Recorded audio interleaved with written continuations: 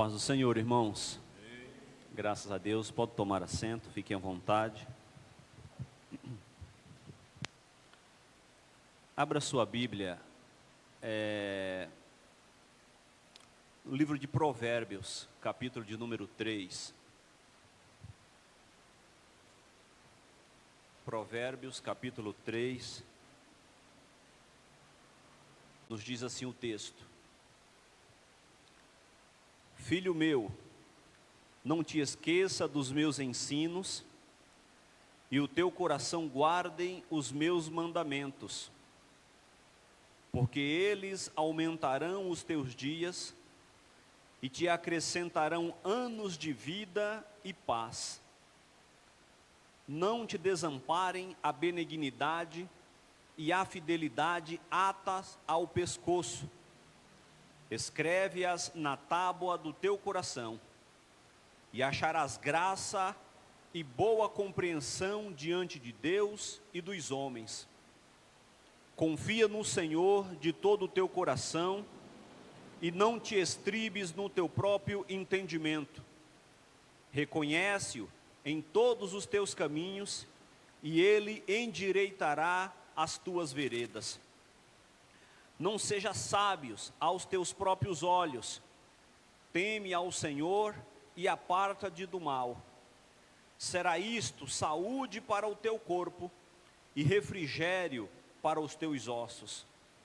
Honra ao Senhor com as primícias, honra ao Senhor com os teus bens e com as primícias de toda a tua renda, e se encherão fartamente os teus celeiros, e transbordarão de vinho os teus lagares. Filho meu, não rejeites a disciplina do Senhor, nem te enfades da sua repreensão, porque o Senhor repreende a quem ama, assim como o pai ao filho a quem quer bem. Amém, meus amados. Eu quero falar nesta manhã sobre as bênçãos da sabedoria. O livro de Provérbios, boa parte dele foi escrito pelo sábio rei Salomão.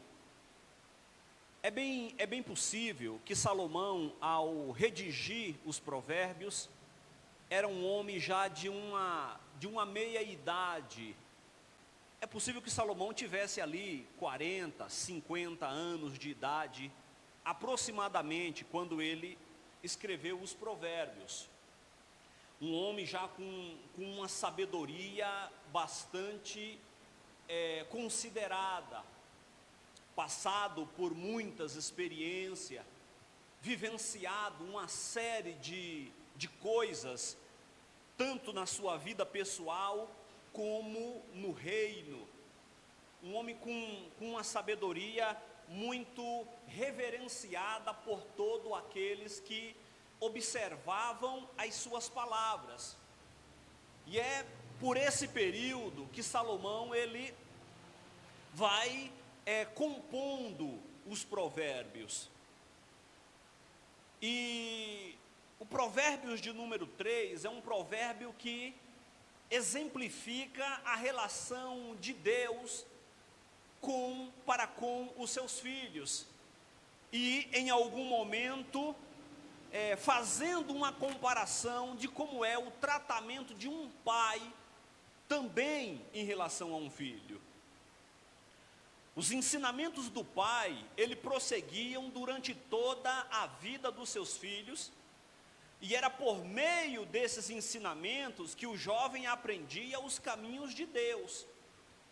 Então, os ensinamentos do pai para o filho, ele não se esgotava à medida que o filho casava, à medida que o filho ganhava uma certa individualidade, independência paterna. Os pais, eles tinham que, por obrigação, conduzir e orientar os seus filhos durante toda a vida, se assim fosse necessário. O texto lido exemplifica com exatidão essa relação. pois podemos observar que esse pai orienta o filho a ter determinados comportamentos, para que esse jovem alcançasse tanto os favores de Deus, quanto os favores dos homens. E Salomão vai falando de um conselho de um pai para um filho, e ele vai relatando uma série de situações que seria importante para a vida desse filho adotar no seu dia a dia, para que ele tivesse êxito naquilo que ele realizasse, tanto do ponto de vista espiritual, como do ponto de vista material. Salomão diz que ele teria bom êxito, ele seria reconhecido, tanto por Deus como pelos homens. E eu quero, juntamente com os irmãos, abordar aqui e observar alguns desses versículos que Salomão ele vai descrevendo aqui ao longo desse Provérbios. Então ele inicia dizendo: filho, não te esqueça dos meus ensinos, e o teu coração guarde os meus mandamentos. O jovem, ele chega a uma determinada idade, e é muito comum isso. Nós que também já passamos dessa fase, também tivemos esse período, também fizemos parte deste grupo. Chegamos a um determinado momento que nós já acreditamos que sabemos do necessário para a nossa continuidade de vida. Nós acreditamos que, não, agora eu já sei o que é necessário para que eu continue caminhando de maneira equilibrada. Alguns, é claro que essa é uma concepção muito equivocada, que a única maneira de nós termos um entendimento claro daquilo que é necessário se fazer é alcançar os anos de vida. Apenas por meio dos anos vivenciados é que nós vamos adquirir a experiência necessária para poder aconselhar os mais jovens. Existem alguns que acreditam ser os jovens os novos prodígios, né? Um equívoco dentro desse seu pensamento. Alguns deles acreditam que irão conseguir mudar o mundo, mas quando na verdade tem preguiça às vezes de arrumar o próprio quarto, mas quer consertar o mundo. Então veja que Salomão ele vai falando da necessidade do filho dar ouvido à voz do pai e guardar os seus mandamentos. De acordo com a lei de Moisés, os pais tinham a responsabilidade de instruir os seus filhos, tanto no que se refere à vida religiosa, como à sua vida em sociedade. Geralmente, o filho exercia a profissão do pai. Era muito comum que isso ocorresse. Haja vista, se nós observarmos o próprio Jesus Cristo, nós vamos ver que o seu ofício profissional era o mesmo ofício do seu pai, José, o de ser carpinteiro. Este processo se dava sobretudo pela força do seu exemplo. Podemos afirmar que esse é o método de ensino mais eficaz que podemos utilizar. De que maneira nós podemos instruir outras pessoas e esta instrução ela ser eficiente? Qual é o método mais eficiente? Não é as palavras sábias, não é o fato de nós termos um bom conhecimento sobre aquilo que nós estamos discorrendo, mas o fato de nós sermos um exemplo para aquilo que nós estamos dizendo. O exemplo era primordial e é para aquele que quer se fazer conselheiro de outras pessoas. Nós só teremos confiança naquilo que nos dizem se nós vermos naquela pessoa aquilo que ela está nos dizendo. Senão não faz sentido algum, irmãos. Há muitas pessoas que utilizam um dito popular que é totalmente ineficiente ao dizer, faz o que eu mando, mas não faz o que eu faço. Não funciona, porque é necessário que aquele para qual nós estamos direcionando a palavra, ele veja em nós aquilo que nós estamos dizendo. Por isso é importante nós orientarmos e sermos um próprio exemplo daquilo que se fala. Paulo escrevendo a Timóteo, ou é a Tito, agora eu não me lembro exatamente, ele diz: ser exemplo dos fiéis, ser tu próprio um exemplo para os fiéis, porque ele sabia que a pregação e os ensinamentos ele teria eficiência à medida que os membros, as pessoas que ouviam esta mensagem, conseguissem visualizar naquele a quem estava pregando aquilo que ele estava dizendo. É muito comum nós observarmos aí nas atividades religiosas do dia a dia, né? As campanhas e os votos e algo nesse sentido, e as pessoas, a liderança aconselhando os membros da igreja a dar tudo aquilo que ele tem, né? A dar tudo o que ele tem. Mas observa, se aquele que está pregando, ele está dando tudo o que ele tem. Aqui, ó, que ele dá. Aqui que ele dá o que ele tem. Ele quer que você dê, mas ele não dá.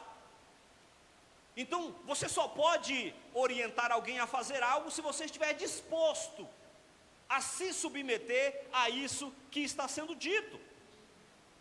A ideia de guardar os mandamentos no coração sugere não apenas uma lembrança do que foi aprendido, mas uma prática de vida diária. Salomão diz: ouve as minhas palavras e não apenas ouve, guarda ela no teu coração. O guardar aqui sugere você fazer uso daquilo que foi aprendido no seu dia a dia. Não é fazer uso daquilo apenas no momento do culto, apenas na igreja. É na escola, é no trabalho, na faculdade, na rua, entre os familiares, no transporte público, em todos os ambientes em que nós estejamos presentes, precisamos fazer uso das palavras que nos foi ensinada. Guarda na tábua do teu coração. Esse comportamento trará consigo alguns benefícios, dentre eles, dias de vida prolongada, diz Salomão. Esse tipo de comportamento prolongarão os teus dias de vida. O versículo 2 ele diz: porque eles aumentarão os teus dias de vida. É claro que esse caso, o autor ele não faz menção das exceções. É possível que nós conheçamos pessoas que guardaram os mandamentos, mas por uma fatalidade veio a falecer. Mas são exceções. A regra é que essas pessoas elas terão longos dias de vida aqui na terra. Uma longa vida associada a uma vida piedosa é o tema constante do livro de Provérbios. Provérbios ele sempre vai fazer essa junção entre vida longa e vida de obediência. É algo que está entrelaçado uma coisa com a outra. Uma é a causa e a outra o efeito. Ou seja, uma vida longa e próspera é considerado aqui as consequências inevitáveis de uma vida de obediência, de uma vida correta. Quer viver longamente, de maneira equilibrada? Obedeça aos mandamentos da palavra do Senhor. Obedeça aos conselhos que aqui estão descritos. Os cristãos apreciam muito essas promessas, mas elas são secundárias. A vida boa e longa que aqui aparece é um símbolo daquela vida vindoura e melhor, da qual a Bíblia ela aponta. Então aquilo que nós vivenciamos aqui está apenas fazendo um apontamento para algo muito mais maravilhoso, que viveremos em uma outra esfera, em um outro ambiente. Não te desamparem a benignidade e a fidelidade. Não se aparte dessas duas coisas. A benignidade e a fidelidade são dois ornamentos especiais para quem quiser viver a vida caracterizada pela sabedoria. Benignidade e fidelidade é algo que nós devemos, como diz o autor aqui, nos apegar, viver sempre ao lado. Esses ornamentos devem ser pendurados ao pescoço, ele diz, por ter vencido a corrida espiritual. É como se fosse um prêmio, como se fosse a medalha por viver de maneira equilibrada com o que está colocado nas palavras do Senhor. E ele diz que assim fazendo, você achará favor e boa reputação aos olhos de Deus. Acharemos boa reputação aos olhos de Deus ao ter esse tipo de comportamento. Mais adiante, o autor ele diz: confia no Senhor de todo o teu coração. Essa semana, eu tive uma experiência da nossa falta de confiança em Deus. Mas nós não confiamos? Confiamos. Mas nunca é de todo o coração, ou quase nunca é de todo o coração. Por quê? Porque diante de uma determinada situação, nós sempre ficamos apreensivos. Ou é comum que fiquemos apreensivos, seja ela qual for. Se a situação ela foge do nosso controle, há de imediato uma apreensão. E essa apreensão ela é fruto da ausência da nossa confiança em Deus de todo o nosso coração. Nós confiamos, claro, mas está faltando esse up, esse algo a mais nessa nossa confiança, que é o confiar de maneira integralmente. É aquele salto no escuro, irmãos. Você pode estar a 50 centímetros, mas se tiver escuro você não salta, porque você não sabe o que está embaixo. E confiar em Deus de todo o coração é isso. É semelhante ao filho pequeno que quando está na água o pai diz: pula que eu pego. Você pega, pai, pula que eu pego. E o filho confia que o pai vai pegar e ele pula, mesmo sem saber nadar, porque ele sabe que o pai não vai deixar ele se afogar. Ele tem certeza, ele tem convicção, ele pode até beber água, pode até se engasgar, mas ele tem certeza que o pai não deixa ele se afogar. Pode pular que eu te seguro, e ele se joga. Confia no Senhor de todo o teu coração. Confiar no Senhor de todo o coração é fazer de maneira semelhante ao apóstolo Pedro quando ele é preso, conforme está registrado no livro de Atos, no capítulo 12, a partir do versículo 1, quando diz que Herodes mandou matar Tiago à espada e mandou também prender a Pedro, para ser morto na Páscoa. E o texto diz que o Pedro, ele ao ser encarcerado, ele dormia um profundo sono.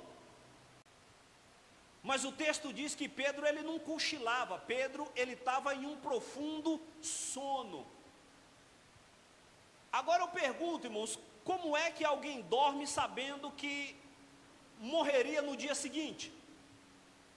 Você perde o sono, você vai passar a noite em claro. Senhor, tem misericórdia, e agora? O que eu vou fazer? Talvez nem deitar você deita. Mas a confiança total no Senhor fez com que Pedro dormisse tranquilamente, porque ele estava descansando em Cristo. E o provérbio diz: confia no Senhor de todo o teu coração.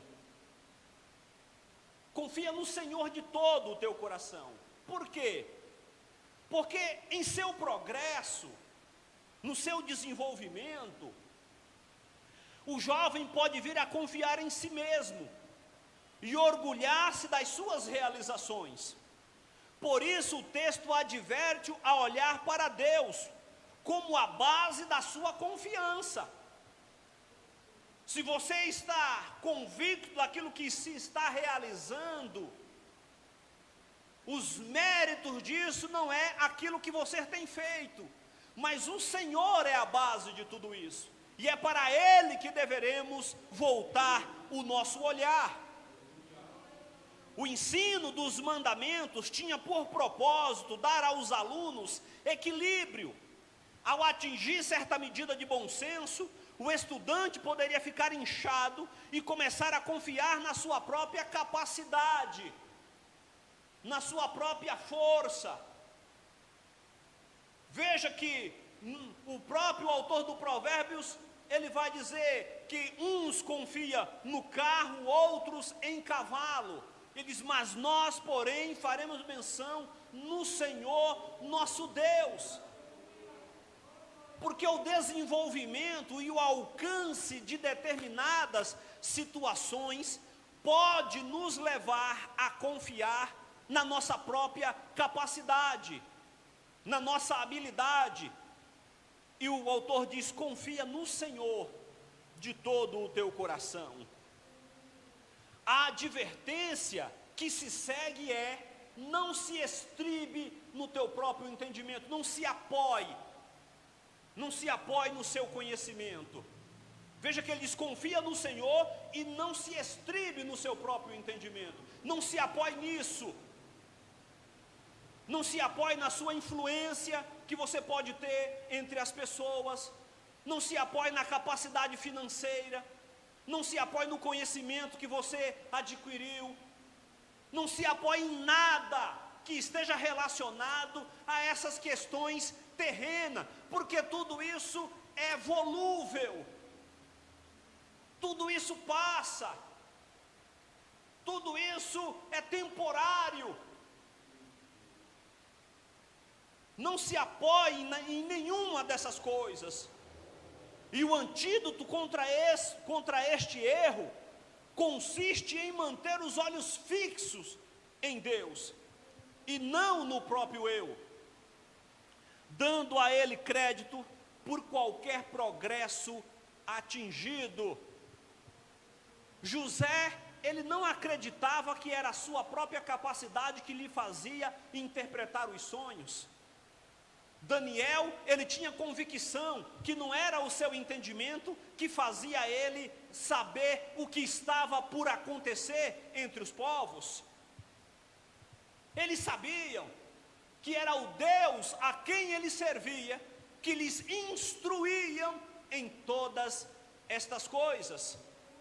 Aleluia. E é por isso, irmãos, que Deus ele pune Davi quando Davi ele manda Joabe fazer o censo do seu exército. Davi queria saber qual era o número dos seus soldados, e Deus, é como, parafraseando, é como Deus tivesse dito a Davi: para que você quer saber o número? Não é eu que vou à frente de todas as batalhas? Só que Davi mandou Joabe levantar, fazer um censo, fazer uma contagem do número dos seus soldados. E o texto diz que Davi, ele é punido severamente por Deus, por conta desse orgulho que entrou no seu coração. É muito comum que isso aconteça, mas o conselho da palavra do Senhor é: confia no Senhor de todo o teu coração e não se apoie no seu entendimento. Não se apoie nesse tipo de coisa, porque isso passa. Isso em algum momento acaba, mas aquele que confiar no Senhor, esse jamais será desamparado. O autor prossegue dizendo: reconhece-o em todos os teus caminhos. Reconhecer em todos os teus caminhos é colocar Deus adiante de tudo aquilo que você faz. há um caminho a ser escolhido. E esse caminho pode ser bom ou mau. Se o indivíduo tiver escolhido o bom caminho, deverá reconhecer Deus a cada passo que der. A ênfase recai sobre a palavra todos. Veja que caminho aqui significa escolhas. Reconhece Ele em todos os teus caminhos, naquilo que você for fazer, nas escolhas que você obter para a sua vida. Só que não é em uma escolha sim e em outra escolha não. Veja que o autor ele dá ênfase ao todos. Reconhece-o em todos os teus caminhos. Ou seja, tudo aquilo que nós vamos fazer, Deus ele precisa estar adiante de nós. Ele precisa ser consultado para aquilo que nós vamos realizar. É claro que isso não pode ser, e eu sei que vocês entendem a intensidade disso, porque a escolha em tudo aquilo que nós vamos fazer, claro, que não significa dizer, e hoje o que eu como, arroz ou macarrão? Com que cor de roupa que eu vou, vermelho ou preta? Não é isso, mas naquilo que tem uma importância maior para a nossa vida, que pode trazer reflexos futuros. Isso precisa ser colocado Deus adiante, para sabermos se é necessário ir ou ficar, se é necessário fazer ou deixar de fazer. E é por isso que Davi, quando ele está sempre diante de alguma situação de eminente perseguição, o texto diz que ele consultava o Senhor e dizia: Senhor, subirei eu contra determinado rei? E a palavra de Deus dizia sim ou não. E Davi se orientava com base nessas palavras. Então, reconhece-o em todos os teus caminhos. Deus requer obediência e rendição absoluta em todas as dimensões da nossa vida. Todas as dimensões da nossa vida. Não é apenas em algumas. É claro que tem escolha que a gente não precisa nem de revelação divina, está muito claro. A questão ela está tão nítida diante de nós que não precisa nem Deus falar, é só observar. Mas existe coisa que está meio que nebuloso. A nossa compreensão ela está um tanto obscurecida por alguma situação e é necessário o direcionamento de Deus para determinadas tomadas de decisões. Não seja sábio aos teus próprios olhos. Não seja sábio aos teus próprios olhos. Eu já passei por isso, não sei se os irmãos já, mas até porque o orgulho ele é um sentimento que, se nós não vigiarmos, ele entra com força em nós. Ele entra de maneira impetuosa e nos faz tomar, ou às vezes mesmo quando nós não tomamos uma posição, mas nos faz ter determinados pensamentos. É bem verdade que Deus às vezes ele nos pega, e utilizando aqui um termo para ficar mais claro, ele nos esfrega no chão, para a gente ter um entendimento melhor da bobagem que nós estamos pensando. Não seja sábio aos teus próprios olhos, porque já chegou o momento de eu acreditar que eu era, porque você começa a confiar, voltando a alguns versículos atrás, confiar no seu próprio entendimento. E aí você tem o mesmo sentimento de Nabucodonosor, quando ele sobe nas muralhas da Babilônia, e ele diz: não é essa a grande Babilônia que eu construí com a força do meu braço e para a glória da minha magnificência? O nosso sentimento é semelhante, só que o texto diz que a palavra ainda estava na boca dele, quando ele ouve uma voz ecoar do céu e diz: louco, hoje mesmo será tomado o reino de ti, tu serás levado ao campo e viverá como um bicho. E o texto diz que literalmente Nabucodonosor viveu como um bicho. O texto diz que as suas unhas cresceram, o pelo do seu corpo cresceu, e ele comia capim e bebia da água do orvalho que caía na terra. Algumas vezes eu ficava observando alguns irmãos pregando e falava: rapaz, não prega nada. Se fosse eu ali, eu faria melhor. Se eu tivesse ali, não, aí sim, esses irmãos iam ouvir uma mensagem de Deus. Até que Deus ele me colocou diante de uma situação, de uma situação para mim poder observar que se não for Ele que direcione todas as coisas, não adianta conhecimento, não adianta sabedoria humana, não adianta nada, se Deus ele não estiver conduzindo todas as situações da nossa vida. E é por isso que Deus ele quer se fazer presente em todos os teus caminhos. Um homem verdadeiro humilde receberá a sabedoria como parte do seu desenvolvimento espiritual, porquanto a fonte originária dessa sabedoria é Deus. Quem é a fonte da sabedoria? Deus. É assim que o próprio Provérbios vai nos dizer no capítulo 8, verso 24, se não me falha a memória: eu amo os que me amam, e os que de madrugada me buscam me acharão. O texto não está falando ali de Deus, o texto está falando da sabedoria. É da sabedoria que o texto faz menção. Então a sabedoria é uma dádiva de Deus dado para aquele que alcançou um desenvolvimento espiritual, porque Ele é a fonte disso. Jovens que adquirem a sabedoria precisam lembrar que eles não se tornaram sábios por si mesmos. Nós não temos como produzir isso. Isso não é algo produzido a partir de nós mesmos. E aí o autor ele vai falar sobre uma questão importante no versículo 8.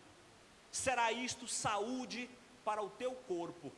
Algumas versões vai dizer será saúde para o teu umbigo. Porque o umbigo é o elo, né, entre a criança e a mãe, e é por esse elo que a criança ela é alimentada e ela é sustentada durante todo o período de gestação.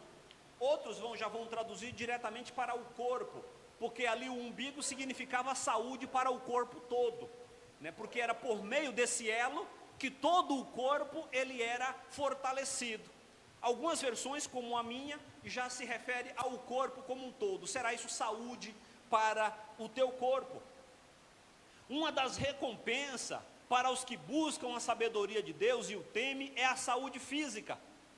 Sabemos que os estados mentais e espirituais influenciam o corpo físico para o bem e para o mal.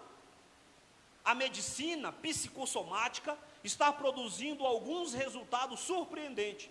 Isto é fato bem conhecido hoje em dia, que a saúde espiritual e a saúde física estão intimamente relacionadas. Se você não tiver saúde espiritual, irmão, seu corpo adoece.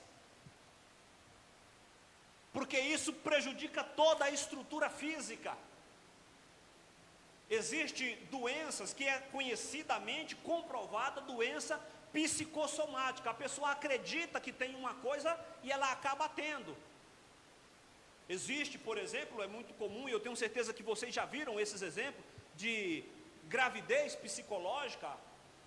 A mulher ela quer tanto ficar grávida e às vezes ela psicologicamente ela acaba engravidando e tendo os sintomas de uma gestação. Tem enjoo, tem as mesmas coisas de uma gravidez.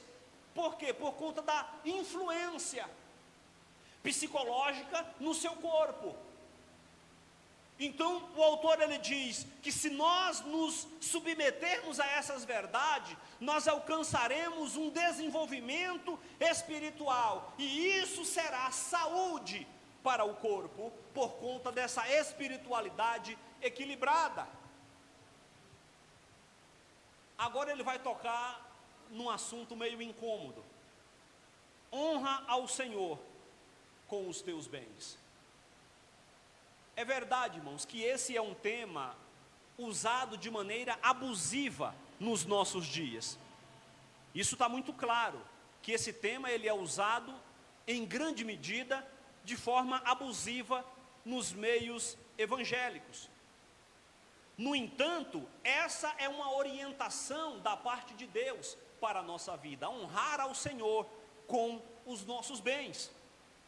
Deixando para trás as considerações sobre o que ajuda a boa saúde, de súbito são oferecidos 2 versículos sobre o uso correto das riquezas. Vamos ver o verso 9, e o 10. Honra ao Senhor com os teus bens e com as primícias de toda a tua renda, e se encherão fartamente os teus celeiros, e transbordarão de vinho os teus lagares. Se um homem honrar ao Senhor cumprindo as leis concernente às contribuições, certamente Deus suprirá todas as suas necessidades. Os que experimentam esse método descobrem que ele é funcional. Por quê? Porque Deus é o provisionador das nossas vidas. É Ele quem vai colocando à nossa mesa aquilo que nós necessitamos. E esse deve ser o nosso reconhecimento, de que é o Senhor que coloca na nossa mesa aquilo que nos é necessário. Os judeus piedosos traziam as primícias das suas plantações ao templo de Jerusalém para serem consumidos, para serem usados pelos sacerdotes e pelos levitas, como forma de exprimir sua gratidão a Deus. Qual era a lei? Quando alguém fazia ali uma colheita, as primícias dessa colheita eram levadas para a casa do Senhor, e era com isso que os sacerdotes sobreviviam, e os levitas. Essa era o compromisso que cada um tinha. Cada um deveria levar as primícias da colheita que Deus havia lhe dado, como agradecimento a Deus pela boa colheita. A recompensa antecipada para quem cuidasse das realidades espirituais era ter celeiros cheios de grãos e armazéns repletos de bons vinhos. E ele diz: se encherão os teus celeiros e transbordarão de vinho os teus lagares. O local onde era utilizado para prensar a uva era o lagar, e o autor ele diz que ali esse lagar seria transbordante, porque Deus supriria todas as suas necessidades. Filho meu, não rejeites a disciplina do Senhor. Não rejeites a disciplina do Senhor. Porque o Senhor, Ele corrige. Ele nos corrige. E é necessário, em diversos momentos da nossa vida, ou pelo menos em algum momento da nossa vida, nós redirecionar a nossa rota. Em algum momento da nossa vida, será necessário um redirecionamento da nossa rota, porque às vezes nós vamos saindo do caminho, semelhante quando você põe no Waze e você passa, da entrada, e ali diz, redirecionando, volta, passou da entrada, volta, redireciona aí, reconfigura o caminho ficou para trás. E de vez ou outra é necessário nós redirecionar o nosso. E esse redirecionamento ele se dá por meio da disciplina. E a disciplina nunca é boa, irmão. O bom são os resultados dela, mas ela em si não. Qual é o filho que gosta de ser disciplinado? Quando o filho apronta e o pai ou a mãe diz: está de castigo, vai para o quarto, me dá o celular.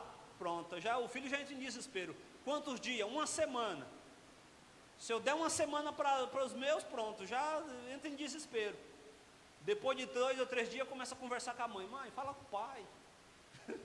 Fala para o pai, A mãe geralmente é mais doce, Fala para o pai para ver se diminui aí a disciplina, Já está bom. A mãe às vezes vem, escuta, tá bom, Tira do castigo. Não, vai ficar mais lá. Aguenta lá mais uns dias. E o autor ele diz, não rejeites a disciplina. Ela é amarga, é amarga. Ela é amarga, mas os resultados são maravilhosos. Os resultados da disciplina, eles são maravilhosos. E é justamente por saber que os resultados são bons, que o autor ele diz que nós não deveremos rejeitá-la. Nós deveremos, pelo contrário, nos colocar debaixo dela. Nos colocar debaixo dessa disciplina. O autor agora salta para outro assunto. Ele vê o valor do castigo e o da disciplina. Pois onde tenha havido pecado, então é necessário alguma espécie de medida corretiva. Porque às vezes o falar não está sendo suficiente. O apenas falar não está sendo suficiente. Então é necessário algo a mais. É necessário disciplinar. Naturalmente, existem pais que impõem muitas regras e desgastam os filhos com tantas ordens. No entanto, isso não deve ser equiparado a uma boa disciplina. Um homem não deve rejeitar nem menosprezar as medidas disciplinadoras de Deus em sua vida. Por fim, meus irmãos, nós chegamos no versículo 12, quando ele diz, porque o Senhor repreende a quem ama. A disciplina não é fruto de um sentimento contrário. A disciplina é fruto de um sentimento amoroso. Disciplina é fruto de amor, porque nós disciplinamos aquele a quem amamos. E ele diz, não, porque o Senhor repreende a quem ama. Aprendemos aqui que a disciplina é o golpe do amor do Pai Celestial. E também que esse golpe ocorre porque o Pai se deleita em seus filhos. Isso significa que essas situações ocorrem para curar e aprimorar, não para destruir. A disciplina vem para nos aprimorar, para curar uma ferida chamada pecado. Ela vem para curar de todas essas situações. Por fim, meus irmãos, o juízo divino é uma disciplina amorosa, cuja finalidade é curar e aprimorar o indivíduo. O julgamento divino é restaurador e não meramente retributivo. O Pai, ele não disciplina simplesmente para retribuir aquilo que foi feito de errado. Pelo contrário, é para consertar aquilo que foi feito. Os versículos 11 e 12 foram escritos para mostrar-nos que as pessoas boas são submetidas a testes. Porém, esses testes têm como objetivo manifestar a graça de Deus nas nossas vidas. Louvado seja o nome santo do Senhor. Não rejeites a sua disciplina. Observamos, meus irmãos, que existe grandes bênçãos a serem desfrutadas diante do processo que nós adquirimos a sabedoria. Quando nós alcançamos essa sabedoria, existe grandes bênçãos a ser desfrutada. E o autor ele vai mostrando cada uma dessas situações por meio de suas palavras. Que Deus em Cristo continue abençoando. Amém, meus amados.